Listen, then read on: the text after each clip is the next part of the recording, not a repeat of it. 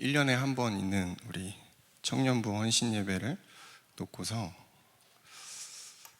많은 기도와 또 많은 말씀들을 정리를 하는 시간들이 있었는데, 정리를 하면 할수록 느껴지는 것들이 설교가 길어지겠구나. 그래서 너무 많이 하면 안 되겠다. 그래서 적당한 선에서 이제 멈췄는데요. 우리가 이제 자주 쓰는 표현 중에 하나가 복음을 누린다, 복음을 못 누렸다, 이런 표현들 가끔 합니다. 청년들도 이런 이제 표현들을 자주 쓰더라고요. 복음을 누리는 건 뭐고 복음을 못 누린 건 또 뭐냐? 이게 굉장히 응답을 기준으로 많이 나누거든요. 한 주간 내가 좀 응답이 없어요. 그러면은 그 주는 복음을 못 누린 겁니다. 근데 뭔가 기도하던 게 이루어지고 응답이 왔어요. 그러면은 복음을 누린 겁니다. 이렇게 많이 생각을 하더라고요. 그 기준이면은 복음을 누릴 수 있는 분은 많지 않을 겁니다. 우리의 삶에 항상 좋은 일만 있을 수 없거든요. 뭔가 잘 풀리고 다들 막 나를 좋아해주고 인정받고 그렇지 않더라고요. 그러면 우리는 24시간 주님을 못 누리는 건데 그게 아니구나. 그래서 우리가 복음을 누린다는 것은 예수 그리스도와 동행을 한다는 것입니다. 주님과 함께 우리의 삶을 살아가는 거예요. 그게 복음을 저는 누리는 거라고 생각합니다. 복음을 못 누렸다? 우리의 마음속에 그리스도가 아닌 다른 게 자리 잡고 있는 거예요. 그럼 복음을 못 누리는 거죠. 그게 나의 행동으로 나타나는 거죠. 그래서 제목을 이렇게 잡았습니다.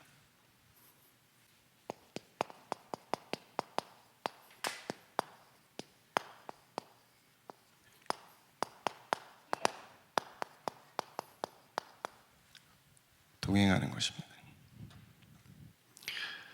복음을 누리는 것은 임마누엘하는 것입니다.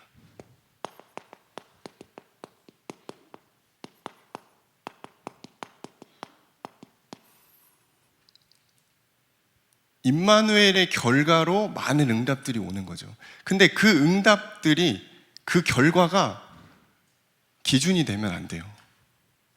왜냐하면 비교하단 말이에요. 서로 대화하다 보면 이런 게 잘 됐어, 이렇게 기도했는데 이렇게 응답이 왔어. 그럼 우리가 그거를 복음의 누림으로 오해할 수가 있습니다. 성경에서는 성공하라고 나와 있지 않습니다. 성경에는 돈을 많이 벌어서 부자가 되라고 나오지 않습니다. 인정받으라고 나와 있지 않습니다. 특별한 재능과 달란트가 있어서 대단한 사람이 되라고 성경에 쓰여 있는 적이 없습니다. 성경에는 나를 통해 하나님의 영광을 나타내라고 나와 있습니다. 그러려면 어떻게 해야 될까요? 동행해야 돼요. 하나님과 함께 해야 돼요. 우리 사실 오늘 헌신 예배니까 청년들에게 조금 메시지를 주는 부분으로, 청년들이 부담을 느끼는 부분들이 조금 있는 게 뭐냐면 복음을 못 누리고 있다고 생각을 합니다. 그렇죠? 왜냐하면 지금 청년의 시간표에 뭔가 대단한 응답이 올 수가 없단 말이에요. 아주 특별한 경우가 아니면. 그러니까 뭔가 내 삶이 약간 뒤처지는 것 같고 실패하는 것 같고, 부신년들과 비교해 봤을 때 진급도 못했고 뭔가 이제 내 마음에 들지 않는 직장 다녀야 되고, 뭘 준비하고 있는데 잘 되지도 않고 부담을 느껴집니다. 내가 생각하는 응답이 오지 않으니까. 그러니까 자연스럽게 난 복음 못 누리는구나. 근데 그렇지 않다라는 거죠. 그리고 이것들이 현장에서, 직장에서 끝나야 되는데 교회에 오면은 더 부담돼요. 뭔가를 해야 되거든요. 헌신도 해야 되죠. 뭔가 모범도 보여야 되죠. 또 교회 안에서도 또 청년부 안에서도 또 이게 여러 가지가 다 있다 보니까 그것들도 내가 응답 못 받고 있네. 부담, 이런 어떤 복음의 못 누림이 느껴지는 것들이 있겠죠.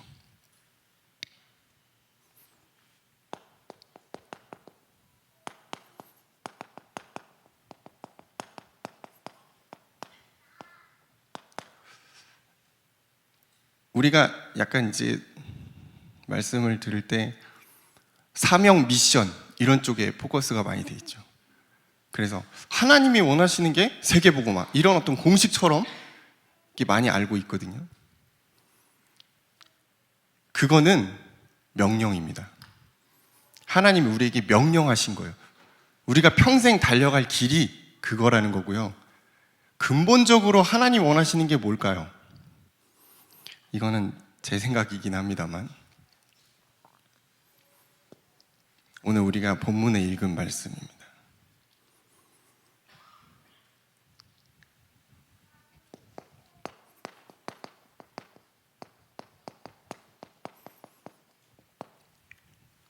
하나님을 믿는 겁니다. 세상 그 어떠한 것보다 내가 하나님을 믿는 거를 하나님 가장 원하세요. 우리에게 주어진 달려갈 길, 미션, 이거는 명령이니까 해야 되는 거고, 그 근본에 하나님은 우리와 동행하시고 자신을 믿는 믿음의 사람이 되길 원하시는 겁니다. 제가 군대를 20년 전에 갔다 왔거든요. 근데 이 믿는 것이라는 부분을 두고 묵상하다가, 믿는 게 뭘까? 맡기는 거잖아요. 내 인생을 맡겨야 되는 거예요. 제가 20년 전에 군대를 갔을 때 유격훈련을 갔습니다. 훈련을 받는데 어느 날은 레페를 타야 되는 날이었어요. 엄청 굴리더라고요. 여러분, 인간이 공포를 느낄 수 있는 그 높이가 있습니다. 17점 몇 미터인가 그래요. 그 높이에서 떨어지려고 그러면은 굉장한 담력이 필요하단 말이에요. 그래서 조교들이 어떻게 하냐면은 정신을 못 차리게 합니다.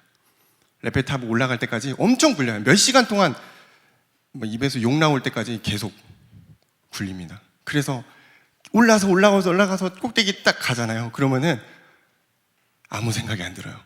여기가 무슨 높이인지 아무 생각이 안 들어요. 그래서 이제 그 보호장구를 채워준단 말이에요. 레펠 장구를 채워주는데 마지막에 이제 물어봅니다. 몇 번 올빼미 뛰어내릴 수 있겠습니까? 그러면 이제 124번 올빼미 할 수 있습니다 이러거든요. 그리고 나서 절대 밑에를 보면 안 되는데 밑에를 봤어요. 제가 고소공포증이 있거든요. 그동안 받았던 그 고된 훈련과 단련하는 것들이 싹 잊어버리고 여기서 뛰어내리면 죽는 거 아니야? 이런 생각이 드는 거예요. 이렇게 이제 한창 조교가 실랭이를 하다가 이제 급기야는 이제 욕을 먹죠. 빨리 뛰어내려! 그래서 어쩔 수 없이 뛰어내리기 전에 보호장부를 다시 한번 체크를 하고 하고 뛰어내리거든요. 그 뛰어내리게 되는 마지막에 믿음에 뭐가 있었을까요? 보호장구가 안전할 것이라는 믿음이 있는 거예요. 거기에 내가 몸을 맡기고 뛰어내리는 거거든요. 우리의 인생을 하나님께 맡긴다. 믿음이 필요합니다. 하나님을 믿는 믿음이 필요해요. 그 높은 위치에서 떨어져도 죽지 않을 것이라는 그 보호장구에 대한 알량한 그 믿음. 여러분 번지 점프 해보셨죠? 번지 점프는 자의로 하는 거잖아요. 내가 좋아서, 내가 원해서 올라가는 거거든요. 래펠은 내가 원하지 않는데 무조건 해야 되는 거예요. 그 차이가 있습니다. 그럼에도 불구하고 그 알량한 보호장구에 대한 믿음으로 뛰어내린단 말이죠. 하나님 우리의 인생에 여러 가지 사건들을 주셔서 우리의 믿음을 시험하시거든요. 하나님을 정말 믿고 신뢰하고 맡길 수 있는지를 계속 테스트하신단 말이에요.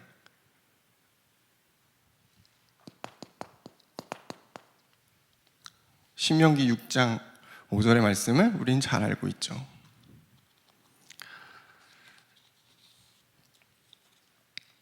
너는 마음을 다하고 뜻을 다하고 힘을 다하여 내 하나님 여호와를 사랑하라.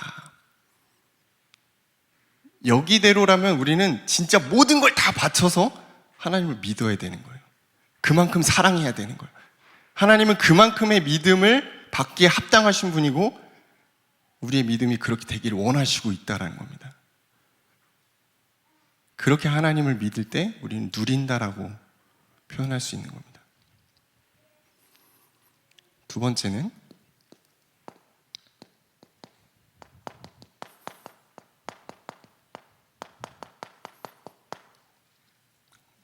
하나님에게서 떨어지지 않는 것입니다. 우리 히브리서 3장 12절을 보시면 살아계신 하나님에게서 떨어질까 조심할 것이요, 이런 구절이 있죠. 하나님이 우상 숭배를 왜 싫어하실까요? 그 우상 숭배하는 그 순간, 그 마음에 우리가 하나님과 떨어져 있기 때문입니다. 하나님 그걸 싫어하세요.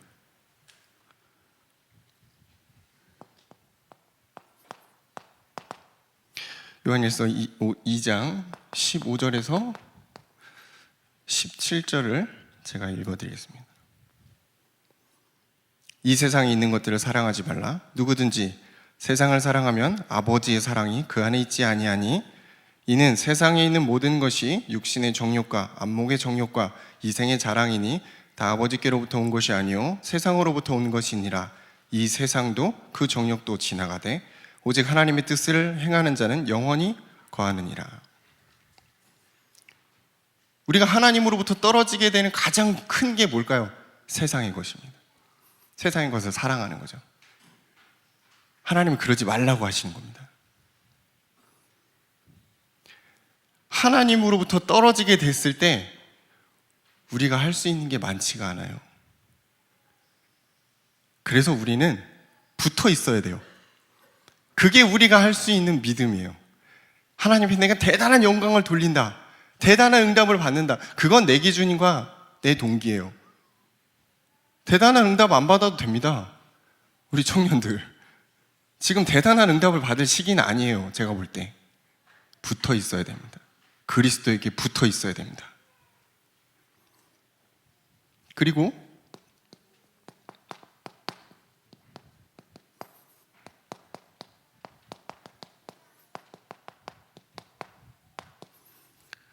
죄의 유혹을 넘어서는 것입니다. 3장 13절에 나오죠. 너희 중에 누구든지 죄의 유혹으로 완고하게 되지 않도록 하라. 죄의 유혹, 이게 계속 우리를 괴롭히죠. 우리가 허용하는 부분도 있고요.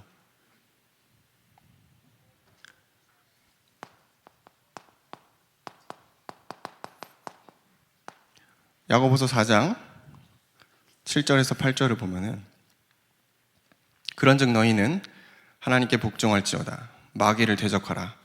그리하면 너희를 피하리라. 하나님을 가까이 하라.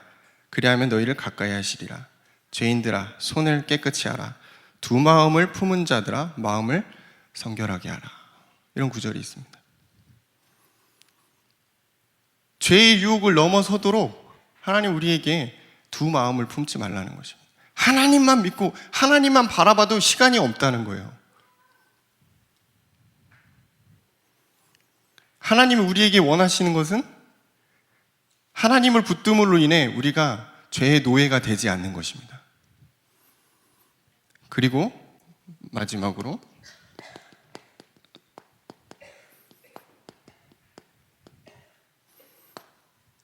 시작할 때 확신하는 것.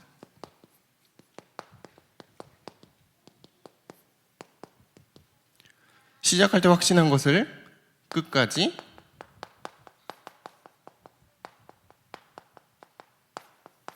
붙들고 있는 것입니다. 3장 14절이죠. 우리가 시작할 때 확신한 것을 끝까지 견고히 잡고 있으면 그리스도와 함께 참여한 자가 되리라. 시작할 때 확신한 거 뭐죠? 예수 그리스도입니다. 우리가 만난 그 복음이에요. 그것을 잊어버리지 않고 주님과 함께 끝까지 가게 되면 하나님과 함께하는 자가 됩니다. 그게 누리는 거예요. 그 결과로 여러 가지 일들이 나타나는 거죠. 그러면은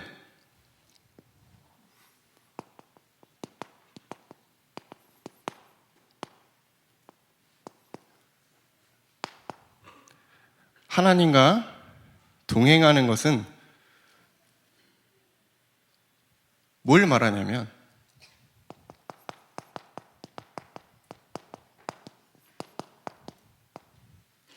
하나님 안에 거하는 것이죠. 요한복음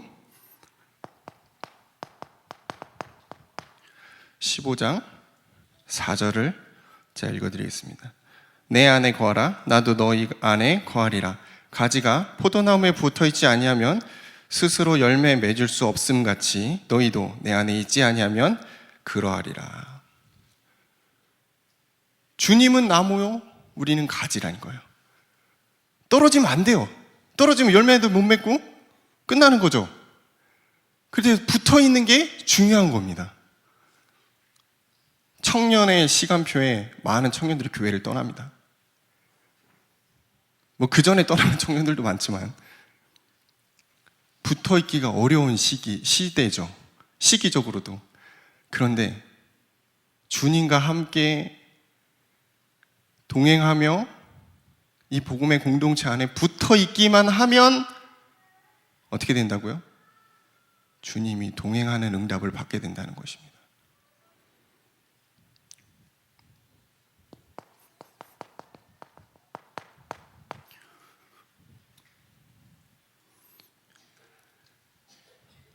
하나님과 동행하는 것이 어떠한 응답이 있냐면 이사야 58장 11절의 말씀입니다. 여호와가 너를 항상 인도하여 메마른 곳에서도 내 영혼을 만족하게 하며 내 뼈를 견고하게 하리니 너는 물된 동산 같겠고 물이 끊어지지 아니하는 샘 같을 것이라. 우리가 얘기하는 복의 근원의 축복입니다.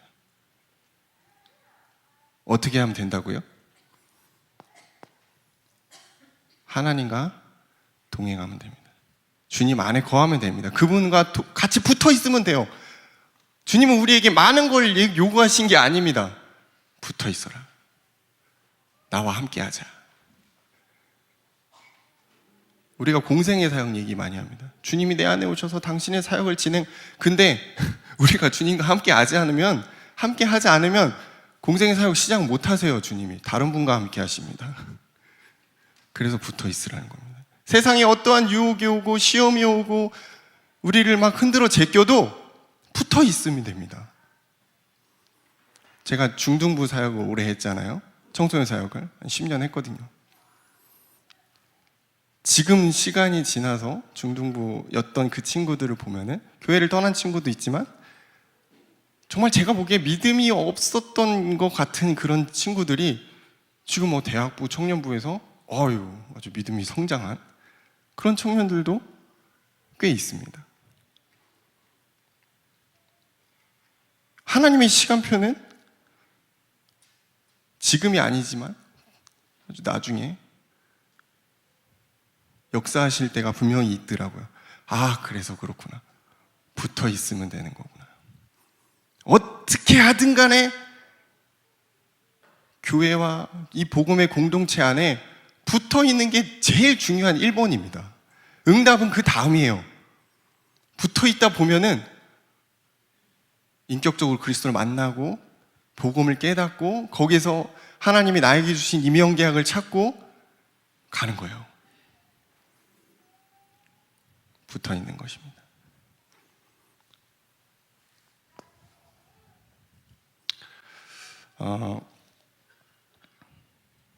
우리가 이제 그리스도와 동행하다 보면은 우리 인생에 중요한 이제 3가지의 어떤 방향들이 나옵니다. 첫 번째는 나를 세우는 것입니다.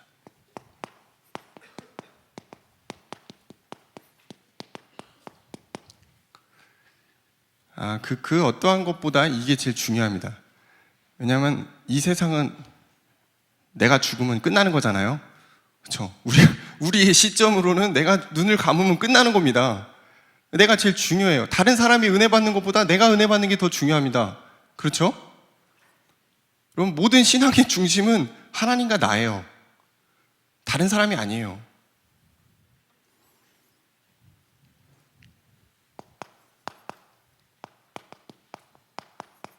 복음의 능력으로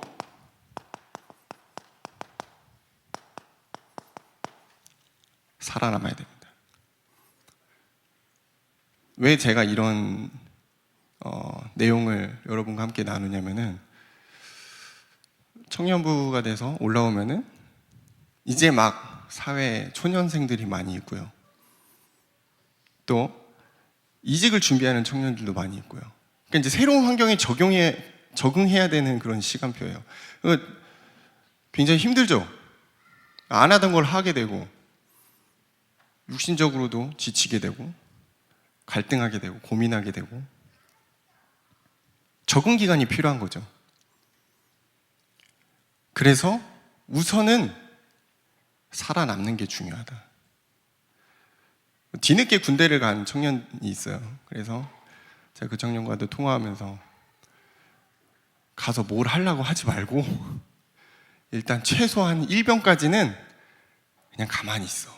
가만히 있고 군 생활에 적응하고 거기서 살아남아라. 물론 하나님이, 능력의 주님이, 창조의 주님이 이등병 때부터 역사하실 수도 있겠죠. 근데 제 경험상 엄청 헤맸거든요. 저는 진짜 1병 막 3, 4개월까지 엄청 헤맸단 말이에요. 쉽지 않구나. 쉽지 않습니다. 진짜 그거는 아주 시대적인 전도자가 아닌 이상 쉽지 않죠. 그건 직장에서도 마찬가지입니다. 적응 기간이라는 게 항상 필요한 거예요. 근데 그 상황에 낙심하면 안 돼요. 당연한 시간표. 견뎌내야 돼요. 근데 그냥 견디는 게 아니죠. 복음의 능력으로 살아남아야 됩니다. 우리 안에, 여러분 안에 복음이라는 가장 값진 것이 있어요. 이거를 괜히 우리가 불신자들처럼 악으로 깡으로 할 필요가 없다는 겁니다. 그래서 우선은 살아남는 것입니다.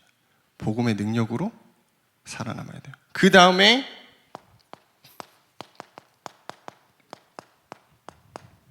좀 적응이 되잖아요.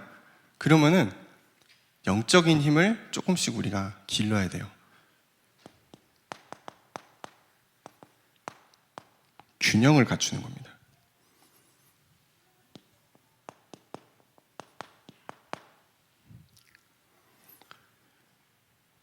새로운 직장이 됐든 어디 환경이 됐든 육신적으로 세상적으로 막 적응이 됐어요. 근데 그 다음부터는 이제 딴짓을 한단 말이에요. 그러지 마시고 영적인 밸런스를 맞춰야 돼요.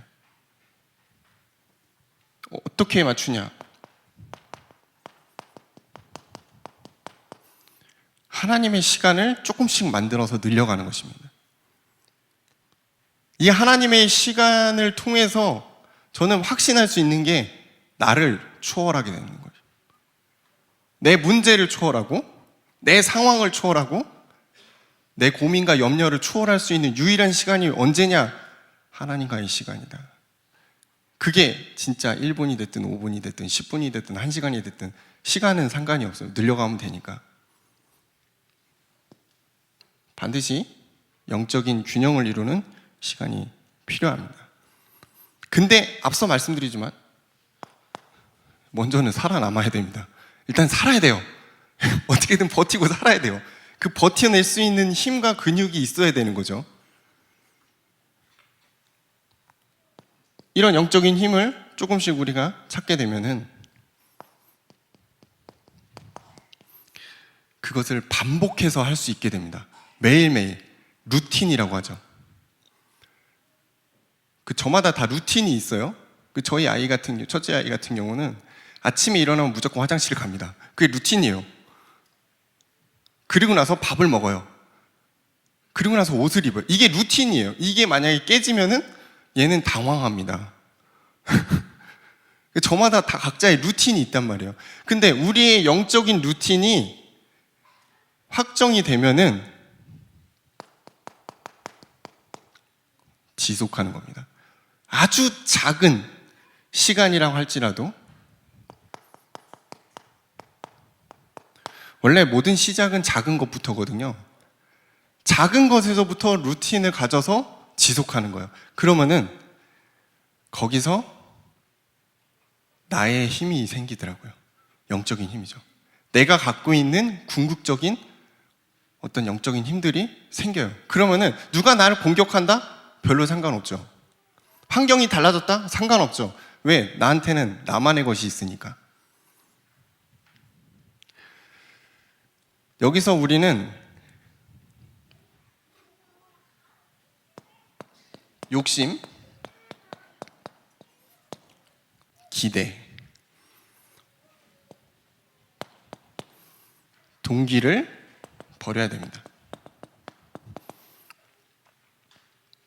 조금 응답이 오다 보면은 자꾸 욕심이 생기거든요. 거룩한 동기가 생기기도 하고, 뭔가 자꾸 이제 하나님 것 외에 자꾸 나의 것을 쌓아가려고 하는 인간의 바벨탑 본능이 출현한단 말이죠. 그래서 우리가 그것들을 기도하면서 계속 커트해내야 돼요. 하나님이 진짜 원하시는 뜻은 무엇인가?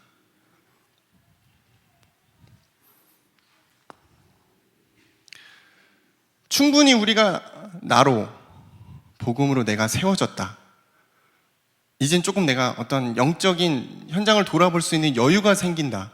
그러면 이제 두 번째,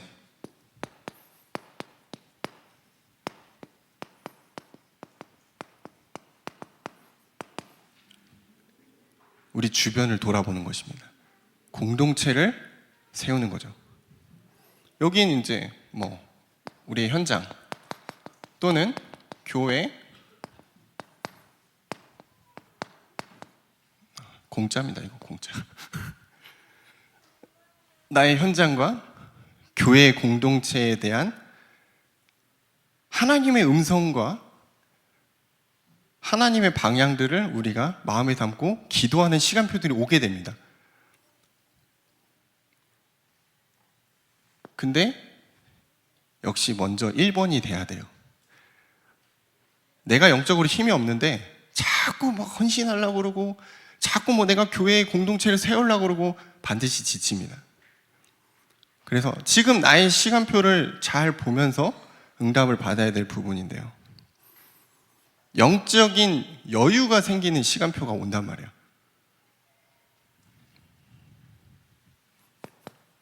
왜 우리가 공동체를 세워야 될까? 주님이 하라고 그랬으니까? 예, 맞죠. 그럼 근거는 어디 있냐?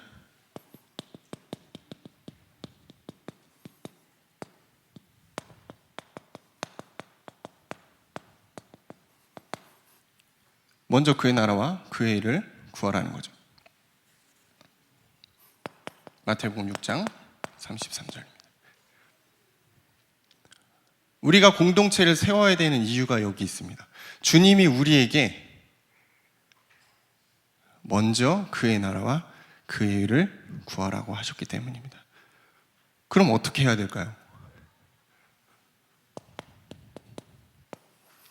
시작은 기도입니다. 전도도 시작은 기도부터거든요. 내 현장을 놓고 기도하는 것부터 사실은 시작입니다. 그러면 주님이 그 다음 스텝들을 진행하기 시작하는 거죠. 기도하다 보면은 우리에게 이 현장이 마음에 담기죠.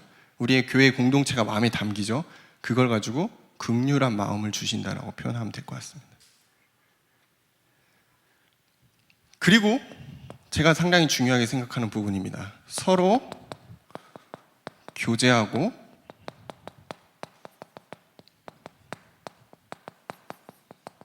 떡을 떼는 것입니다. 역시 유 목사님은 먹는 걸 좋아하는구나. 그렇게 생각하시는 분들이 있을 거라고 생각합니다. 예, 사실 저는 먹는 걸 좋아합니다. 맛집도 많이 알고 있고요. 저한테 전화 주세요. 근데 이게 지금 어디에 나오냐면은 사도행전 2장 42절이죠. 사도의 가르침을 받아 서로 교제하고 떡을 떼기 힘썼다. 떡을 떼면서 뭘 했을까요? 복음의 교제를 하고 복음을 나눈 거죠. 왜 꼭 떡을 떼야 될까요? 사람은 밥 먹을 때 친해지더라고요. 대부분 그렇습니다. 개인적으로 친해지든 전체가 친해지든. 그래서 그 다른 어떠한 종교 단체보다 기독교는 친교가 많은 그런 단체입니다. 왜? 예수님의 가르침이 있었기 때문이죠. 초대교회가 그렇게 했기 때문입니다. 떡을 떼고 교제하는데 그냥 단순히 육신적으로 야 맛있는 거 먹고 뭐 우리 커피 마시고 이걸 얘기하는 게 아닙니다. 복음의 교제를 하는 것입니다. 이게 이제 결국 영적인 육적인 소통을 하는 것이죠. 이게 공동체를 세워가는 어떤 방향이죠. 그럼 맨날 떡만 뗄 것이냐? 맨날 맛있는 것만 먹으면 되냐? 아니죠.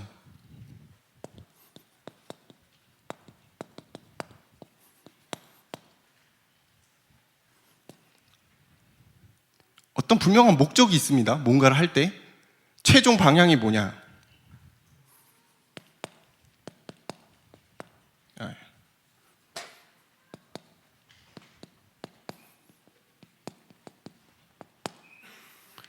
그 사람과 그 공동체를 회복시키는 것입니다. 살아나게 하는 거예요. 내가 복음으로 세워진 것처럼 이 사람과 이 단체 공동체가 세워질 수 있도록 그것들을 하는 거예요.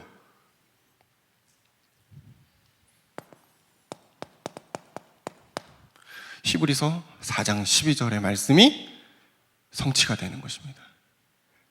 하나님의 말씀이 각 사람에게 들어와서 그 공동체에 퍼지면서 회복되는 거예요. 마른 뼈가 살아나는 것입니다. 이게 공동체를 향한 우리의 기도 제목이죠. 회복식. 내가 있는 그 직장, 내가 있는 그 공동체가 나로 인해 회복돼야 돼요. 너무 부담 갖지 마시고 부담 가져서 될 건 아닙니다. 내가 세워지면 되게 돼 있더라고요. 이상하게 같이 있으면 편한 사람이 있죠.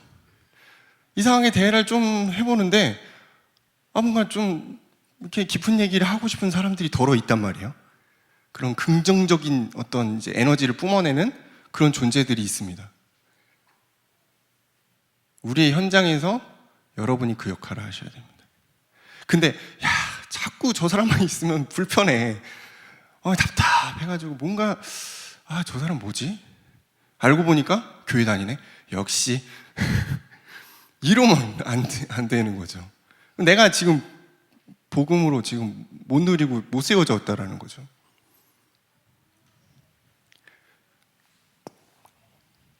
그 다음에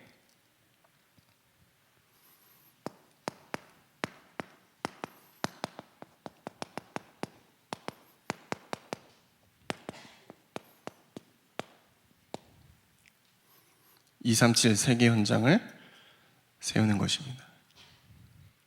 물론 이게 좀 순서가 바뀔 수도 있죠. 내가 세워지면서 하나님 나에게 강하게 이렇게 선교 사역에 어떤 이방인의 237의 응답을 주실 수도 있죠. 그럼 이제 여기가 내 현장이 되는 거죠. 반드시 순서에 맞게 가야 되는 그런 건 아닙니다만. 왜 우리는 237 현장을 마음에 품어야 될까요?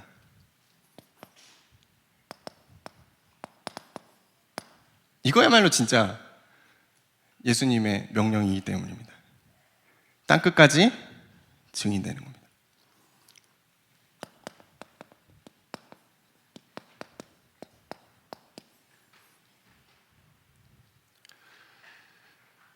이거는 해도 되고 안 해도 되고는 아니고요.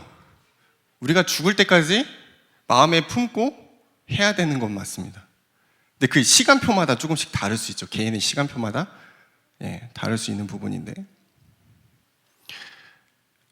하나님은 나만 혼자 복음 누리고 나만 혼자 잘 살고 그러려고 우리에게 복음을 주신 건 아닙니다.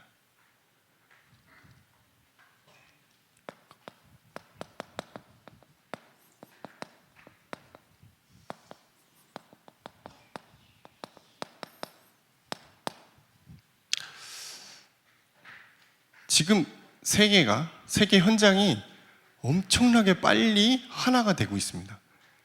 그게 가능하게 했던 것은 역시 5G의 능력인가요? 지금 우리가 뭐 카톡이라든가 뭐 줌이라든가 유튜브라든가 이런 것들을 통해서 지금 뭐 앉아서도 세계를 접할 수 있는 시대가 됐습니다. 굉장히 앞으로 더 빨라질 거예요. 그래서 지금 우리 청년들이 세계를 마음에 두지 않고 있다. 그러면은 앞으로는 조금 어려울 수도 있을 겁니다. 우리는 어떤 것을 마음에 담아야 될까요?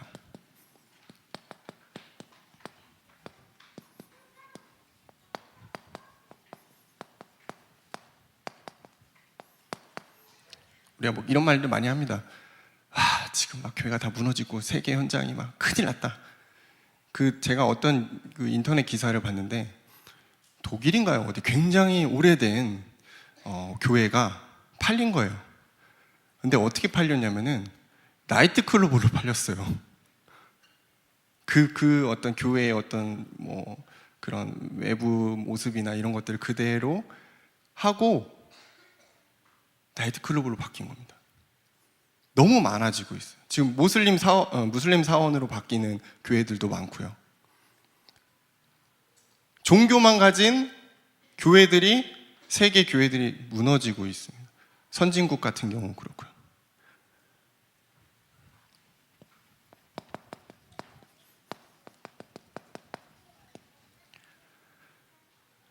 무슬림 현장들이 물론 국내에는 그렇게 활동이 막 활발하진 않습니다만 동남아시아, 아프리카,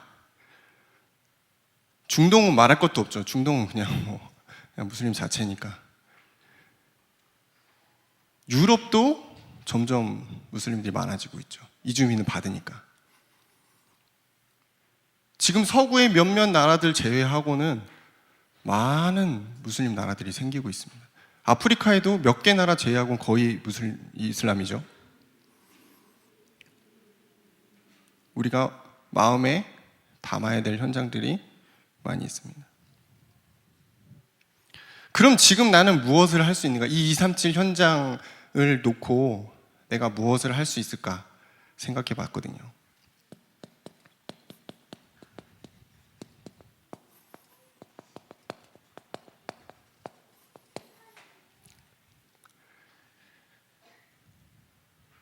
우리가 세계를 볼 수 있는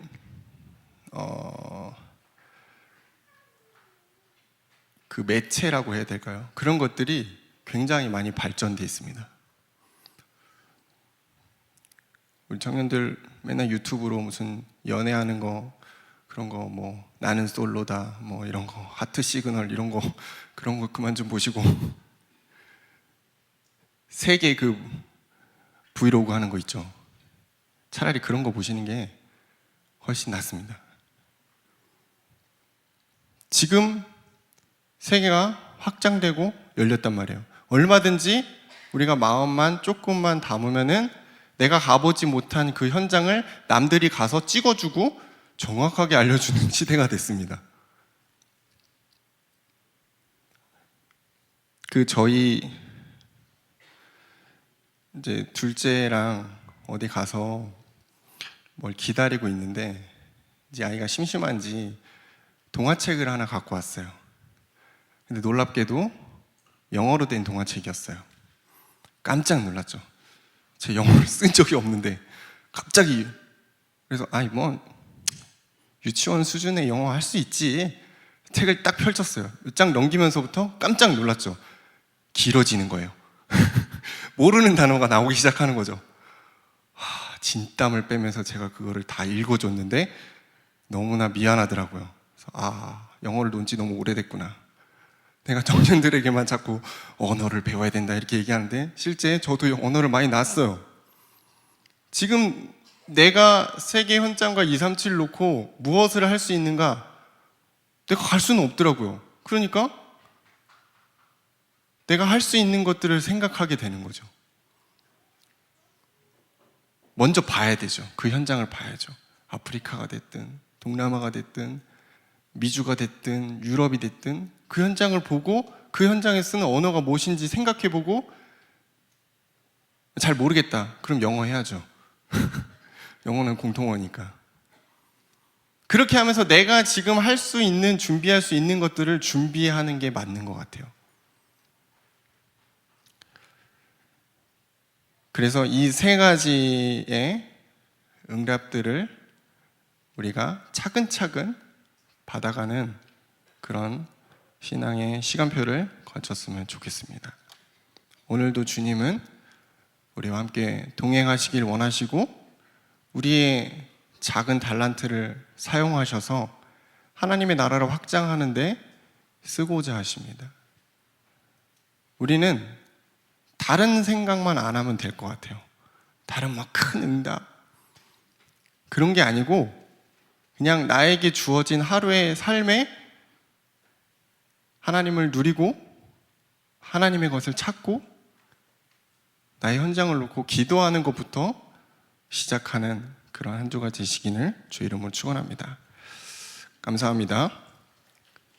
주님 우리에게 하나님을 알아갈 수 있는 지혜를 더하시고 그리스도를 사랑할 수 있는 마음을 주시며 주님과 함께 동행함으로 그리스도를 온전히 누릴 수 있는 주님의 자녀 되도록 인도하옵소서. 주님의 사랑하는 청년들이 현장에 나가고 세계에 나갈 때 두려워하지 않고 하나님의 능력으로 설 수 있도록 역사하옵소서. 예수님 이름으로 기도합니다.